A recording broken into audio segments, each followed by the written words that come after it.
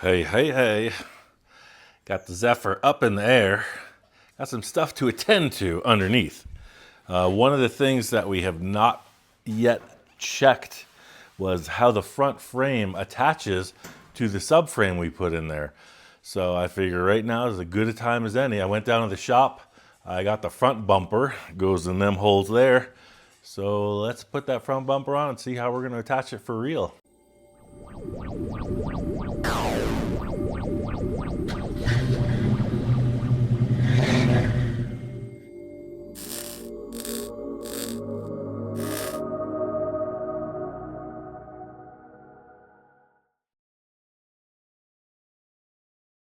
All right, I went down to the Heat Inferno workshop, got some stuff together.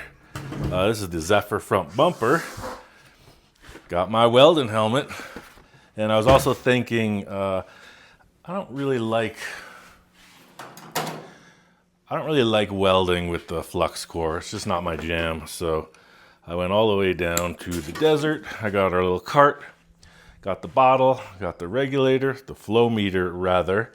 And then I put 0.030, so 0.8 for the metric measurements, welding wire. So that should help us out a lot. This welder being a 110 volt, I don't expect it to give the, the oomph that the other welder would have for welding this chassis. But we're going to use 1/8 inch steel to get this thing situated. Then I'll probably bring it down to the shop eventually and burn it in real hot with the bigger welder. But the frame rails on this, because it's a unibody, aren't that thick anyway, so I'm interested to see. This shouldn't have any trouble. Just saying. Less energy going into the welder, less energy coming out, right? When I got the 220 volt with the bigger wire in it, it's on. I'm gonna mess around with this hardware for a second and see if we can even reuse it. It's kind of rusty, but it's been unbolted, and we're gonna bolt it to the frame underneath, and I can see already that it's pretty far out of shape. Hopefully this stuff isn't too beat up. I don't have any WD-40 here, but I might have some oil. Get some vegetable oil. Go in the kitchen and get some Crisco. Make it happen. Who knows what year these bumpers were taken off, but there we go. Loosen all these. Hopefully this doesn't go springing apart and break my fingers. We'll find out. Cool, so that's not too far out of alignment. Let's see what this one does. One thing when we moved up here, my discussion was I don't want to make like a big involved workshop in the garage. I want a place to get away from work at home.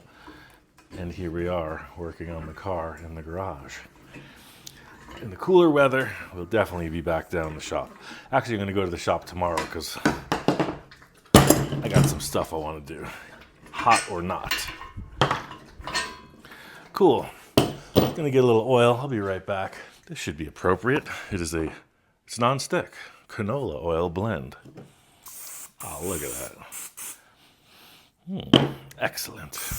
I want to know who's Mr. Prepared for anything. Cold beverage in the toolbox. It's like a cooking show up in here. It's gonna run these through, get them cleaned up. I'm gonna go to the hardware store. I'm not gonna do this halfway. I'll be right back. All right, nice 45-minute tour of the mountains. And I'm back.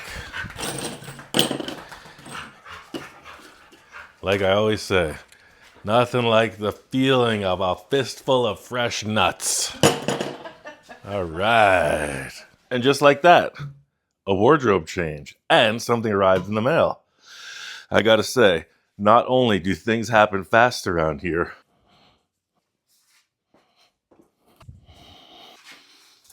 but we got the missing rim for the Merc. And there was a secret notice.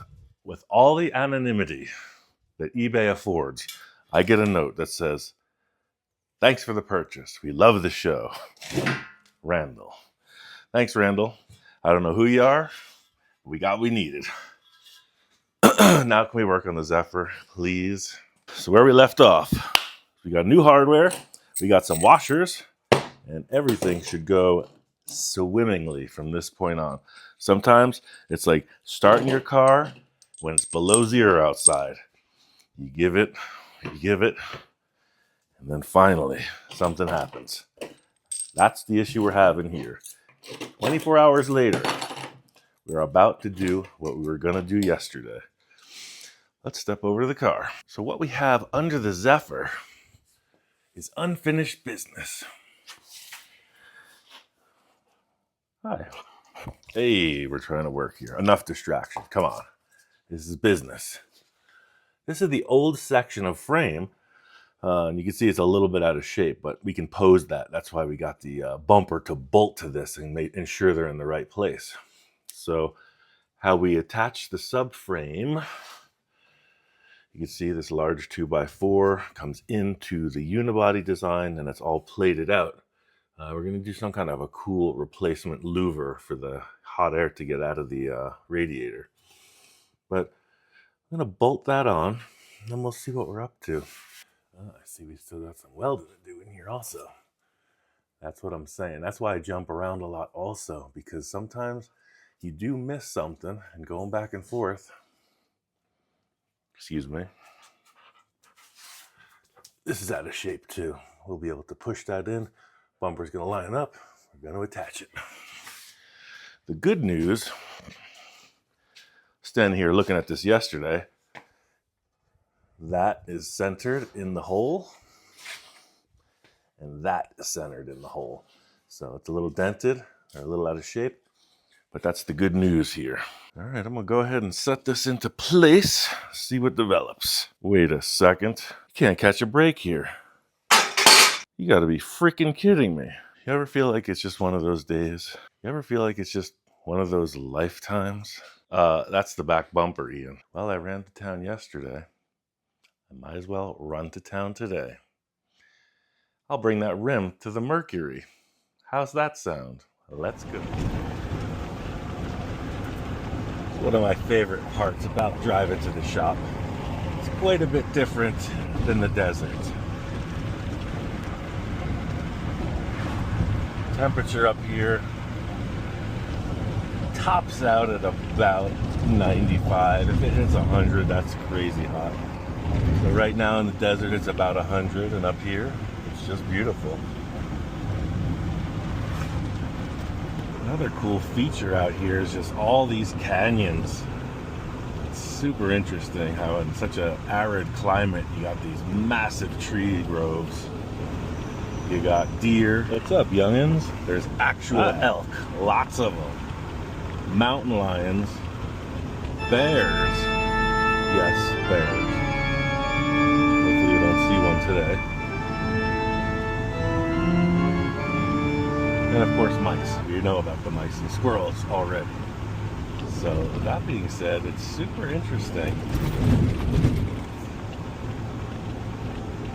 in comparison to the Mojave.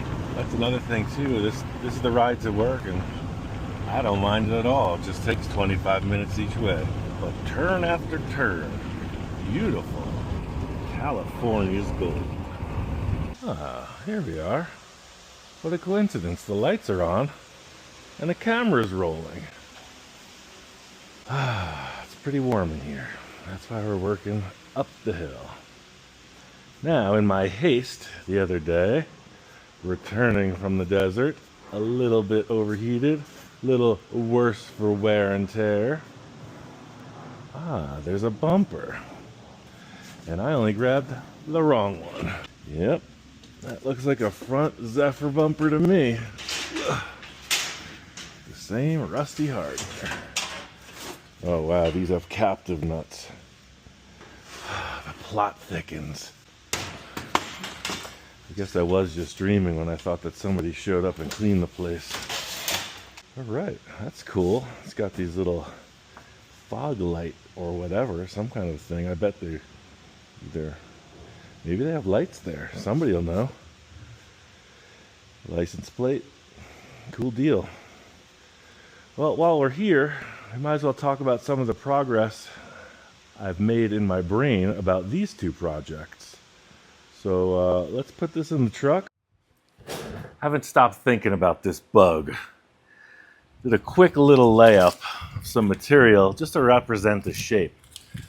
And if you're on the social media, Instagram and Facebook, You probably saw that I asked about this headlight design from some kind of supercar thing. Those supercars are really long and flat in the front, and this one turns straight down, almost vertical. There's a lot of ways you could treat the headlights on this. What if, because the back is sort of feeling like the Can-Am race car with the little flip up, what if this had like one of those exotic kind of clear headlights, you know, where you see the bulbs recessed in the plastic cap? So I've been looking around online and you can't find anything like that just to buy. So, right? So you got your headlight. What if there was 4, high and low?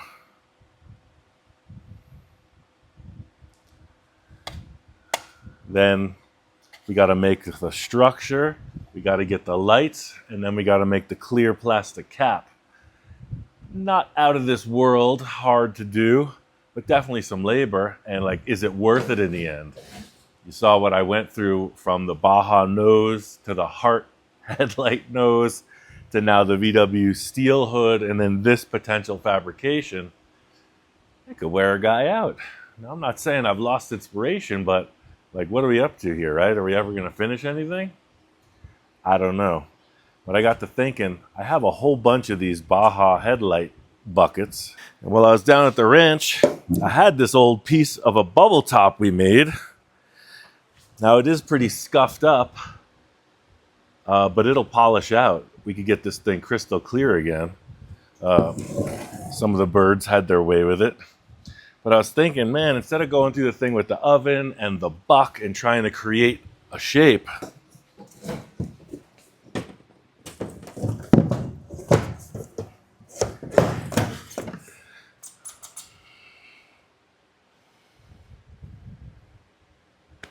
am I right? We just cut out the shape we need and we build the fender to fit that.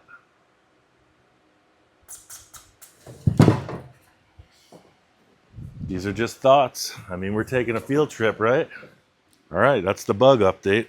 And now for the Merc update. I got a steering column. This is from the Flame truck.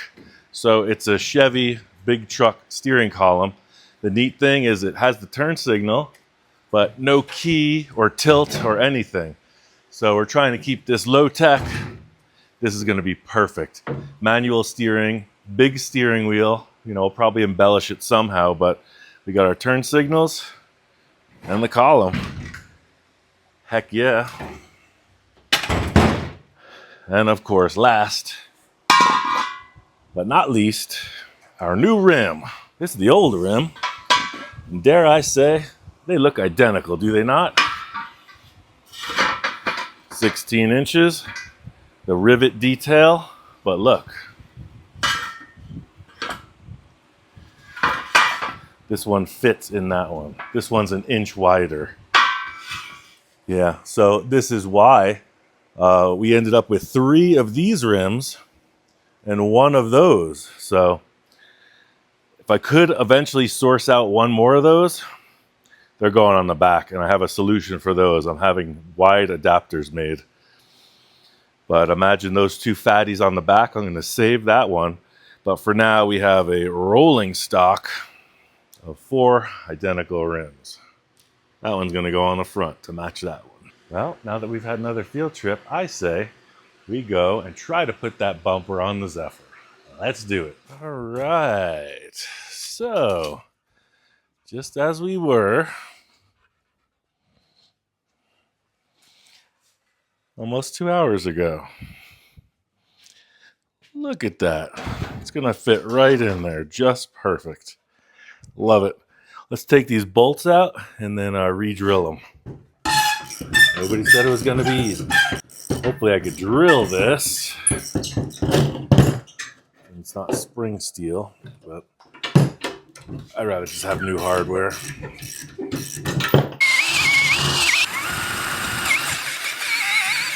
And now, ladies and gentlemen, at long last, the moment you've all been waiting for, the main event. Let's see if the bumper fits the car. It's interesting that it has these nubs where the thread was. I'm not sure if that was inside or outside of the frame. I feel better cutting those off. The plot thickens. I know, Ian. Are you ever going to get anything done? So it's got these areas on it that are threaded, but since I got bolts, it seems like it's making it too wide for some reason. I'm going to cut them off. All right. Ladies and gentlemen, the moment you've all been waiting for, the main event. We're going to put this bumper on. Come on. Look ready. Lo and behold. All that. All right. So that's going to be a real easy install from this point on. I'm sure of it. Let's put some bolts in place. What I'm doing is the old shimmy shake, fiddle flip, whatever it takes to get these bolts to jive. Ooh. I see some busted knuckles in this equation. Oh boy. Get some gloves. All right, so this is what we're up against. The bolt has to go through that hole. So I'm just getting these set in the bumper bracket, and I'm going to try to persuade it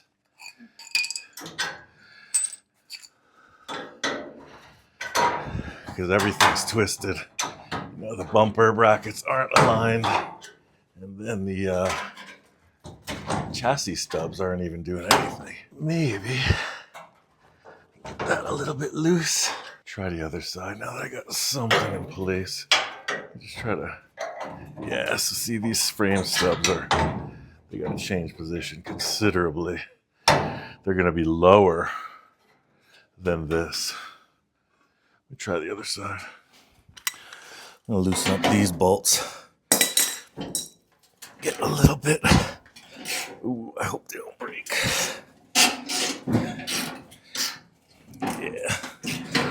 You can get some flex going on these outer sides.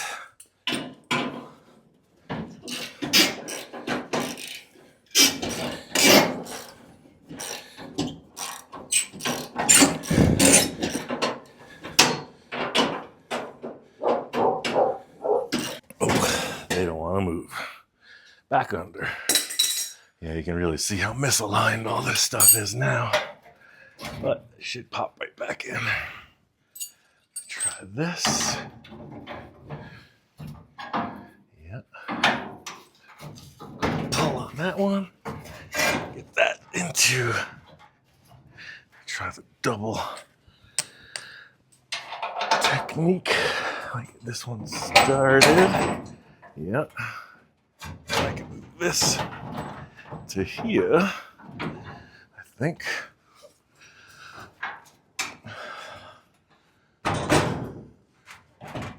Right there. Cool. All right. Now, in a perfect world, see, I'm gonna have to hammer that bolt in. I'm gonna botch those threads up, but that's what we gotta do.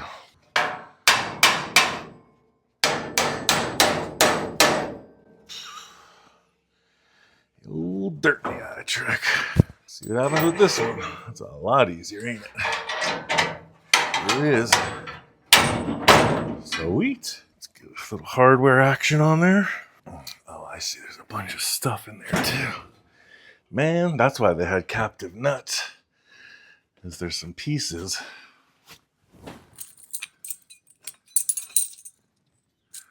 There's like a solid round rod that was some kind of a tie for the front, maybe to the radiator core.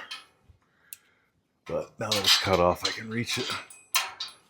That's a massive wrestling match getting those bolts in. That was literally just getting them in. Try to put some nuts on it now.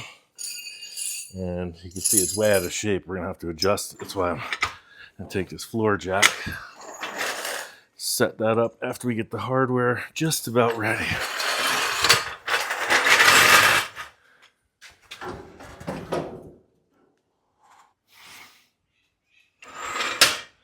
All right, all that to get to this point. Tomorrow we're gonna weld that thing together. We got the bolts in, bumpers in place. Good times.